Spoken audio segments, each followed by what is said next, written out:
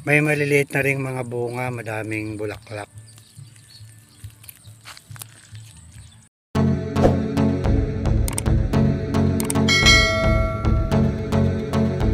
Welcome to my vlog. Pupunta ako ng bukid, papasyalan yung tabog tanim ng palay para makita kung ano na ang lagay after ng bagyong dumaan. Dito lang ako dadaan sa likod bahay. Dahil may shortcut naman dito, papuntang bukid. Pansamantalang pinatay ang tubig irigasyon gawa ng sunod-sunod naman ang malalakas na ulan. Hindi pa naman kailangan ng mga magsasaka ang tubig sa gawin namin.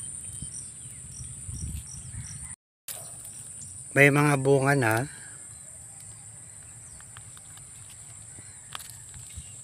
Dito sa kabilang side, kasalukuyang sumasapaw o lumalabas na ang mga bunga.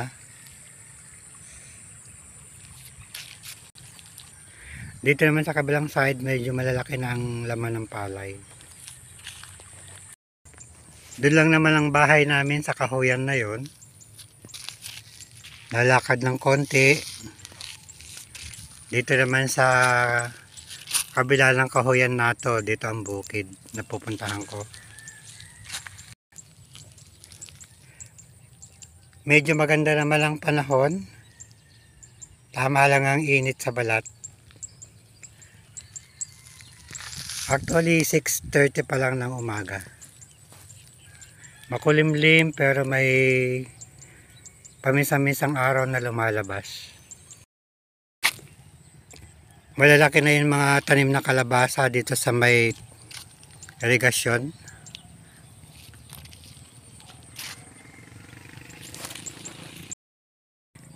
Para di masayang lupa, nilagyan nila ng tanim. May mga bulaklak na tsaka bunga.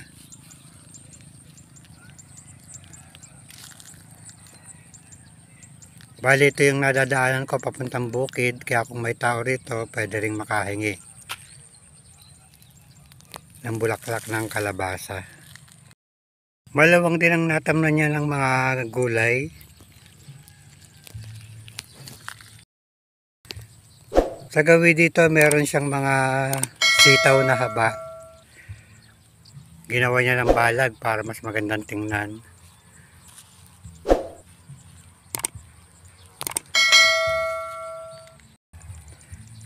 May maliliit na ring mga bunga, madaming bulaklak.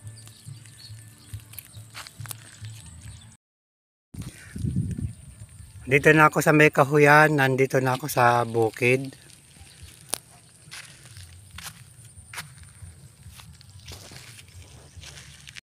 Ito na ang itsura ngayon ng palay.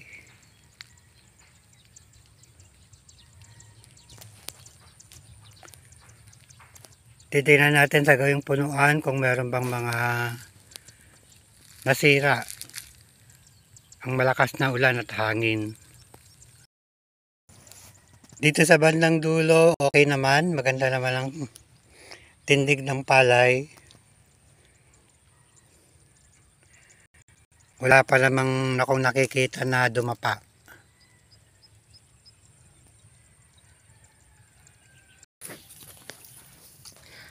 Madulas ang pilapil, gawa ng maputik. Dala ng ulan. Ganito na ang itsura ng palay dito sa gawing dulo ng bukid. Kasalukuyang sumasapaw.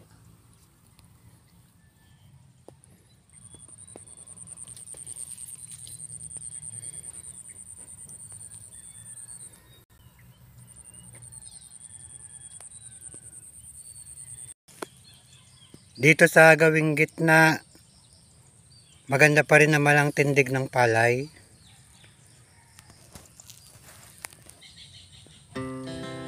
Wala namang nasalanta o dumapa. To the city streets, We began to feel the fire. May mga ilang portion din ng palay na dumapa dito sa gawing punuan. Andito yung dalawa, si Mang Jumong at si Don Paquito.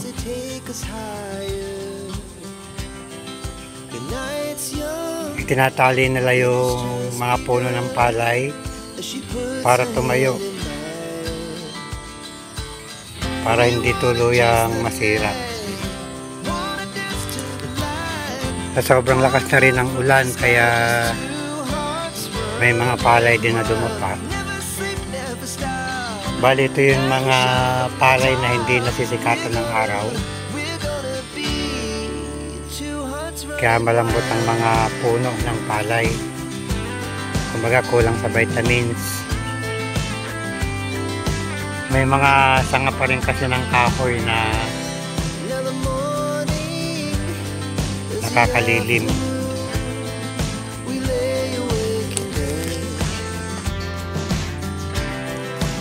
So loud as the hours pass, we're gonna do it all again.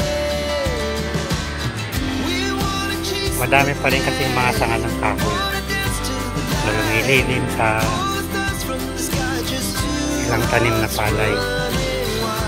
Never sleep, never stop. As we shout from the top, we're gonna be.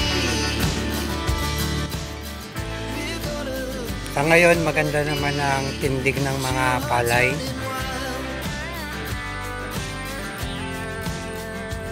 Ang nakakakaba lang, may bagyo na namang paparating. Sana wag naman masyadong malakas para hindi makapinsala ng mga pananim. Busy ang mga tao ngayon sa kanilang mga bukid, gawa ng ngayon lang kuminto ang ulan. Lango ka ng pagkain ng kambing si Manong. Hindi na makapagpastol gawa ng madalas maulan. Mapapakinabangan na naman yung tanim na upo dito sa daan sa irigasyon. Marami ng bulaklak.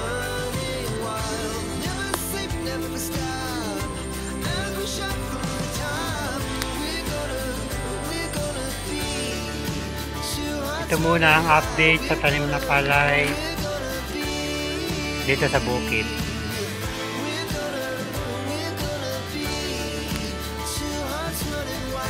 Till here.